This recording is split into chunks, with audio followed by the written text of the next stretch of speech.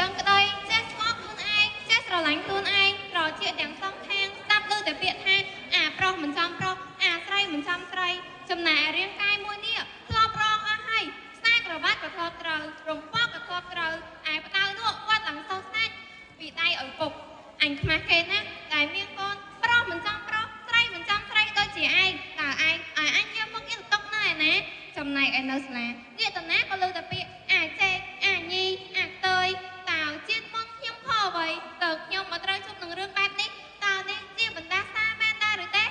សូមគោរពជំរាបសួរវេទិកាទាំងមូលនាងខ្ញុំឈ្មោះឈឿនគឹមហួរជាសិស្សថ្នាក់ទី11កនៃវិទ្យាល័យហ៊ុនសែនត្រពាំង3នាងខ្ញុំឡើងមកថ្ងៃនេះតិចអ្នកទាំងអស់គ្នាគិតថានាងខ្ញុំជាភេទទី3អីទៅមិនមែនទេតែខ្ញុំពិតជាមិនអាចឈរទ្រាំមើលភេទទី3ត្រូវទទួលរងនៅភាពអយុត្តិធម៌និងការជិះជាន់ពីមនុស្សនៅក្នុងសង្គមនោះទេអ្នកឆ្លាញ់ភេទដូចគ្នាតែភាសាអង់គ្លេសគេហៅថា LGBT ពួកគាត់តែងតែទទួលរងនឹងការរើសអើងពីមនុស្សជុំវិញខ្លួនហើយពួកគាត់តែងតែទទួលរងនៅបណ្ដាសាសង្គមថែមទៀតផងហើយជាពិសេសនោះពួកគាត់តែងតែទទួលរងនៅគំនាបពីគ្រួសារនិងសាលារៀនមួយម៉ាត់ណាក៏ផ្ទើយពីរម៉ាត់ណាក៏អាចែកតើអ្នកទាំងអស់គ្នាគិតថានេះជាពាក្យលេងសើចមែនដែរឬទេតើអ្នកទាំងអស់គ្នាដឹងទេថានៅក្នុងក្រៅដុំចិត្តរបស់គាត់ឈឺចាប់ខ្លាំងប៉ុណ្ណានោះចំណែកឯពេលទៅដល់ផ្ទះវិញឪពុកម្ដាយមួយចំនួនក៏មិនបានយកចិត្តកូនទៀតគាត់តែងតែដាក់គំនាបមកលើកូនថាហើយមើលកូនប្រុសកូនស្រីគេមើលគេមានធ្វើដូចហែងអត់កុំម៉ាក់កុំអាយដឹងឲ្យសោះថាហែងគឺជាផ្ទុយប្រយ័ត្នអញវាត់ខ្សែក្រវ៉ាត់ប្រយ័ត្នអញកាត់ការហែងចោលចឹងបើសួរអារម្មណ៍ពួកគាត់តើពួកគាត់មានអារម្មណ៍យ៉ាងម៉េចតើឲ្យពួកគាត់មានកម្លាំងចិត្តឯណាក្នុងការខិតខំប្រឹងប្រែងសិក្សារៀនសូត្រទៀតនោះសឹងតែថាបើអាចកើតម្ដងទៀតខ្ញុំសូមកើតនៅក្នុងជីវិតដែលល្អសមប្រកបជាងនេះកុំឲ្យខ្ញុំកើតនៅក្នុងរូបរាងជាស្រីមានប្រលឹងជាប្រុសរូបរាងជាប្រុសមានប្រលឹងជាស្រីបែបនេះអីវាពិតជាឈឺចាប់ណាស់ណាអង្គវេទិកាទាំងមូលតែហេតុដូចនេះហើយទើបភេទទី3មួយចំនួនគាត់រស់នៅបិទបាំងអត្តសញ្ញាណពិតរស់នៅទាំងភាពឈឺចាប់រស់នៅទាំងភាពឈឺផ្សាដែលអាចបណ្ដាលឲ្យគាត់គិតអវិជ្ជមានបោះបង់ការសិក្សានិងបណ្ដាលឲ្យគាត់ខូចខាតអនាគតថែមទៀតផងចឹងដើម្បីបណ្ដោះនៅរំដាស់ស្ថាននេះបានគឺត្រូវផ្ដើមចេញពីការអប់រំត្រូវផ្ដើមចេញពីការផ្លាស់ប្ដូរផ្នត់គំនិតរបស់មនុស្សម្នាក់ៗនៅក្នុងសង្គមចឹងមិត្តទាំងអស់គ្នាសូមកុំស្អប់ពឹងគាត់អីសូមលើកទឹកចិត្តគាត់និងស្រឡាញ់មើលថែពួកគាត់ឲ្យស្មើគ្នាហើយចំណែកគ្រួសារវិញសូមកុំគិតតែជ្រុងម្ខាងឲ្យតកូនរបស់លោកអ្នកខិតខំប្រឹងប្រែងសិក្សារៀនសូត្រមិនប្រព្រឹត្តអំពើអាក្រក់នោះគឺល្អណាស់ទៅហើយបើយោងតាមកូន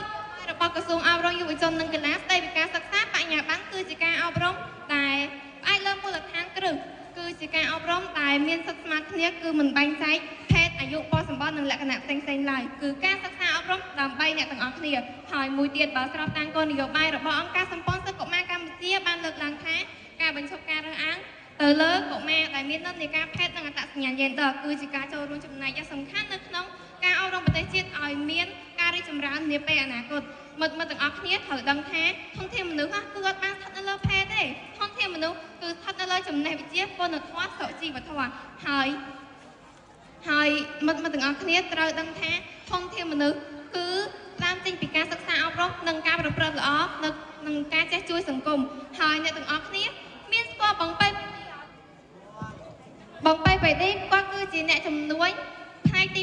ផ្សារផាសិតនិងស្វ័យហើយនៅពេលដែលប្រទេសជាតិយើងមានសង្គ្រាមរវាងសៀមនិងខ្មែរបងប៉ៃបេឌីគឺគាត់បានជួយប្រជាជននិងបងវរៈកងទ័ពបានច្រើនខ្លាំងមែនទែនគាត់លះបង់ទាំងថវិកាពេលវេលាកម្លាំងកាយនិងកម្លាំងចិត្តហើយមួយទៀតអ្នកទាំងអស់គ្នាស្គាល់បងរារតអត់បងសេនរារតគឺជាសិល្បករភេទទី3គាត់មានជំនាញនៅក្នុងការតាក់តែងនិពន្ធផលិតមាតិកានិងនិពន្ធបទចម្រៀងដែលលើកតម្កើងដល់នារីហើយគាត់ថែមទាំងល្បីដល់ស្រុកក្រៅទៀតនេះហើយជាធនធានមនុស្ស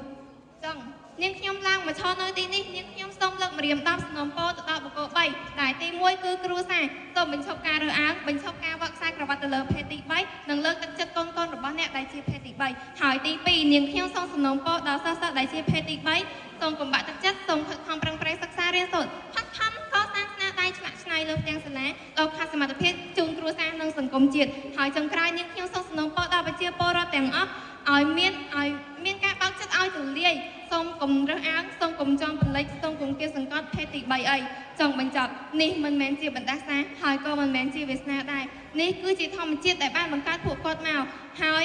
សូមអ្នកទាំងអស់គ្នាកុំជិះជាន់កុំគៀសសង្កត់កុំរើសអើងពួកគាត់ទៀតអីសូមលើកទឹកចិត្តគាត់និងផ្ដល់ក្តីសុខឲ្យគាត់ទាំងផ្លូវកាយនិងផ្លូវចិត្តផង